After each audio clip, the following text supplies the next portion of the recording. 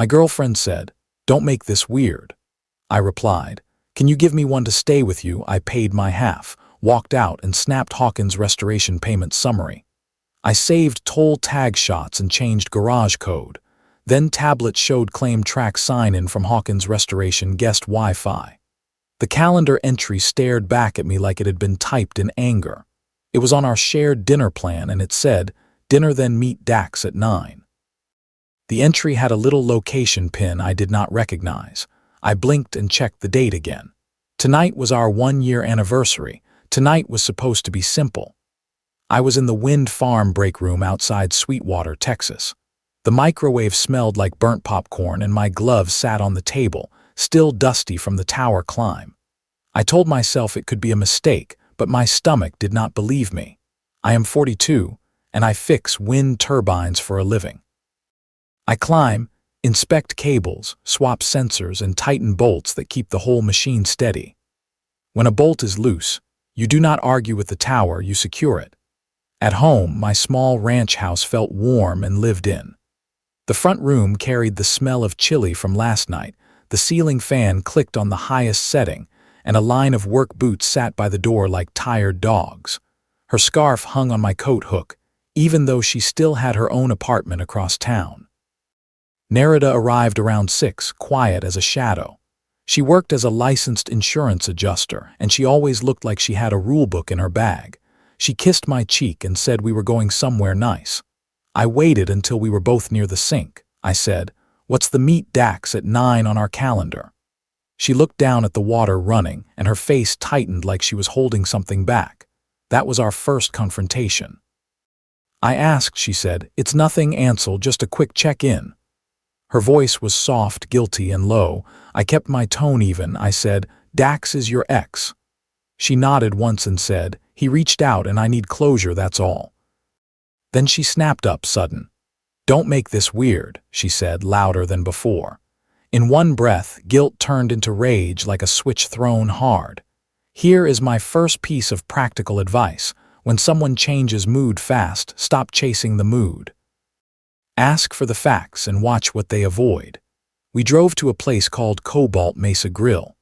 The windows were fogged from the kitchen heat, and a guitarist played soft songs near the bar. I told myself to focus on the dinner, not the calendar. Nerida smiled at the server and ordered like nothing had happened. She talked about her workload, a big storm claim audit that started Monday morning. She said her supervisor was watching every file, every note, every dollar. I listened and nodded, but my mind kept circling back. Tighten the bolts, I told myself. Do not let your thoughts spin loose.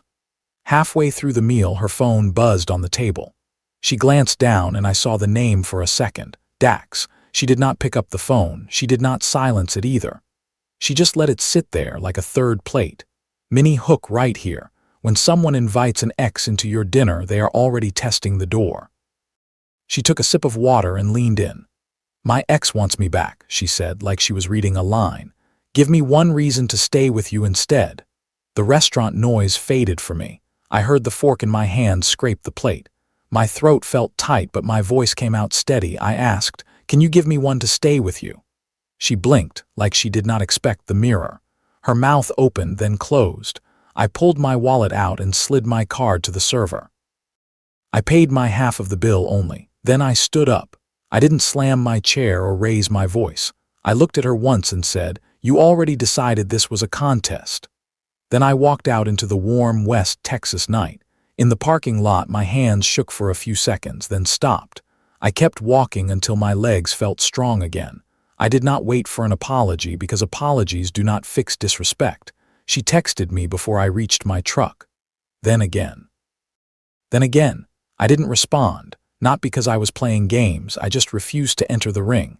Here is my second piece of practical advice. If you feel pushed to prove your worth, step back. Love is not a sales pitch. I drove to the service yard and sat in my truck for a long time. The turbines on the horizon blinked red lights in slow rhythm. It looked calm, but I knew what wind can do up close. At midnight I went home, not to sleep, but to get clear. Nerida had keys and a few of her things were there. I wanted to make sure nothing important of mine was at risk. On the kitchen counter, my printer tray held a single page. It looked like it had been grabbed and dropped in a hurry. The top line read, "Payment Summary, Hawkins Restoration, Vendor." My pulse sped up. Hawkins Restoration was Dax's company. I had seen the logo on the side of his truck once, bright orange letters like a warning. The page showed an approved payment amount and a claim number. It also showed Nerida's adjuster ID next to the approval line. I took a photo of it and saved it. That was the money proof. It was not my money directly, but it was money tied to her license. Minnie Hook, because now the dinner wasn't just cruel, it was risky. I slept 2 hours and woke up with my head heavy. At work, I climbed a tower and kept my eyes on the job. Tighten the bolts, check the harness, breathe. Around noon, an email hit our shared home tablet, the one we used for grocery lists and warranty files. It was from our toll tag account and it listed trips for the week. One trip stood out. It showed her license plate on the loop road near Hawkins Restoration's yard, twice, late afternoon yesterday. That yard was an hour away. I took screenshots. That was the location proof. A toll statement is boring, but it does not lie.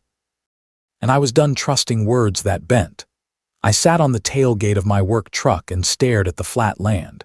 Wind pushed dry grass in waves. I felt like I was watching a storm roll in, slow and steady. That evening, I checked the shared tablet again. A messaging app was open, and the last screen showed a group chat with 2 of her friends. The chat was sitting there like someone forgot to close a door. I scrolled just enough to see the line that mattered. Nerida had written, "I'm going to make Ansel fight for me tonight." Another friend replied, "Do it. If he won't sell himself, he's not serious." I took screenshots and backed out. I did not dig further. I had what I needed. That was the communication proof. It wasn't a misunderstanding or a slip. It was planned. Minnie Hook. When you see planning, stop hoping for accidents. Accidents can be forgiven. Plans tell you the truth. I called a divorce and family lawyer even though we were not married. It still mattered because we had shared accounts, shared keys, and her things at my place. I wanted clean boundaries, not chaos. I met the lawyer, Joram Vale, at a late-night roadside barbecue stand. The smoke hung thick and the metal picnic tables were sticky from sauce. Joram looked older than his website photo, calm and unbothered. He listened and asked short questions. He said, "End it in writing, remove shared access, keep copies of everything." Then he added, "And do not meet her alone if she is swinging between guilt and rage." Here is my third piece of practical advice. When you leave, leave with structure. Structure keeps emotions from turning into mistakes. The next morning, I did what he said. I removed my card from our shared toll account, changed the garage keypad code, and updated my streaming passwords. I also wrote one clean message. I texted, "This relationship is over. Do not come to my home without asking." Then I muted the thread and put my phone down. For 2 days, I focused on work. I climbed, tested, and logged repairs. A tower does not care if your heart is bruised, so you do the job right. On the 3rd day, another clue landed in my lap. Nerida's work laptop had synced a security notice to the shared tablet. It was the kind of alert that pops up when someone logs in from a new place. The alert said, "Recent sign-in detected, ClaimTrack portal, new network, Hawkins Restoration guest Wi-Fi." It listed a time stamp from the night of our anniversary dinner after I left. My skin went cold. I opened the notice and it showed a recent activity page. It listed her adjuster account logging in from that network. I took a photo of the screen and saved it. That was the killer receipt. App login history is a quiet truth. It doesn't shout, but it points straight. The big twist landed right then. She had not only compared me to her ex, she had gone to his place after doing it, and she had logged into her claims system from his network. That kind of conflict could end her license. It could also drag her name through a review. And she knew it because her job was rules. I sent the photos to Joram. He replied fast, "Send to her employer compliance. You are not accusing. You are reporting a conflict risk." His words were plain, like he had seen this before. I forwarded the alert, the payment summary, and the texts to the insurer's compliance mailbox. I wrote one sentence. I believe an adjuster account may be involved in a personal conflict with a vendor. I didn't celebrate. I didn't smile. I felt tired, like a long climb had finally ended. Mini hook. Some people don't fear losing you. They fear losing the consequences of their choices. That same afternoon, Dax texted me from a number I didn't know. I didn't know she would pull that dinner stunt, he wrote. I'm out. I didn't reply. But a few hours later, Joram sent me a short update.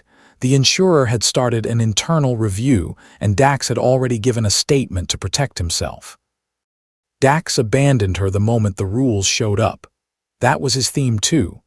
A man who builds profit on storms runs fast when the sky turns. Nerida tried calling again, but I kept the silence. I did not want late-night speeches. I wanted my life to stay simple and safe.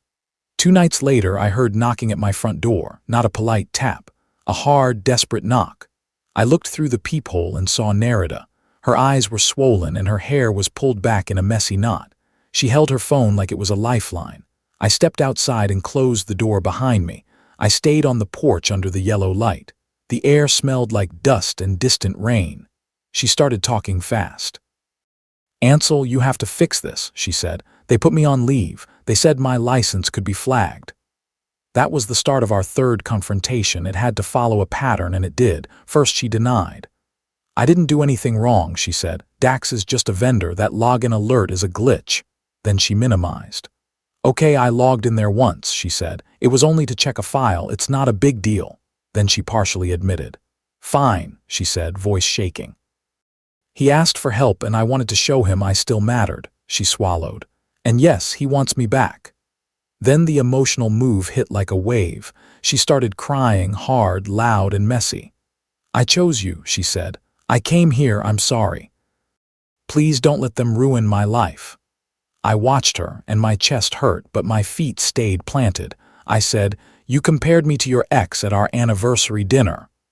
I said, then you went to his place and logged into your work system. She reached for my sleeve. I stepped back. I didn't do it to punish her. I did it because I needed space to stay steady. Tighten the bolts, I told myself. When the wind gets wild, you don't lean over the edge. You lock in and hold your line. She got angry again, sudden. So you did report me, she snapped. You wanted to destroy me. Her face shifted like she was flipping masks. I kept my voice low. I reported a conflict risk with proof, I said. You created the risk. She stared at me like she didn't recognize the version of me who wouldn't bend. The porch light buzzed. Somewhere down the road, a truck passed with loud tires. She whispered, "What do you want from me?" I answered, "Nothing." That was the cleanest truth I had. She stood there a moment longer, then turned and walked to her car. She didn't slam the door. She just left, small and shaking in the dark. The legal part moved in a quiet way. Joram helped me draft a property release for her items and a boundary notice. It wasn't a fight, just paperwork that closed doors. A week later, I sat in a mediation room at a local office park. The carpet smelled like old coffee and the air conditioner rattled. We agreed on what she would pick up, what I would keep, and what accounts were fully mine. The insurer's review was not mine to control, but I heard the outcome through a mutual contact at the wind farm who knew her cousin. Narrator received a formal warning and her license was reported for review. She lost access to high-value claims for a year. Dax kept his business moving. He acted like he had never been part of it. That was his final betrayal of her, and it fit him. The small twist came later when I opened my mailbox and found a handwritten letter. Nerida had written that Dax stopped answering her the same day compliance called him. She wrote, "I thought he wanted me. He only wanted what I could do." I read it once, then filed it away. It didn't change my choice, it only confirmed it. At work, I threw myself into training and safety. I got certified to lead climbs and inspect blades. I showed younger techs how to check each anchor point twice. I told them, wind is not your enemy, loose work is. And I realized I was also talking to myself. Months passed. The house felt like mine again. The boots by the door were only mine, and the chilly smell was still good. I met someone new named Amaya at a community volunteer day. She ran the small public library's bookmobile program and spoke with quiet confidence. She didn't test people. She just showed up. One evening after my shift, I met her at a little cafe near the courthouse square. The place smelled like cinnamon, and the windows fogged from warm cups. We talked about simple things, and my shoulders finally dropped. My career moved forward too. I became a site lead for our wind team, trusted with bigger repairs and tougher calls. When a storm came through and a turbine alarmed, I drove out without fear, because I had learned the most important lesson. Tighten the bolts in your life before the wind finds the weak spots, and never beg someone to choose you when they already chose to compare. Thank you so much for watching the video. Don't forget to like and subscribe the channel.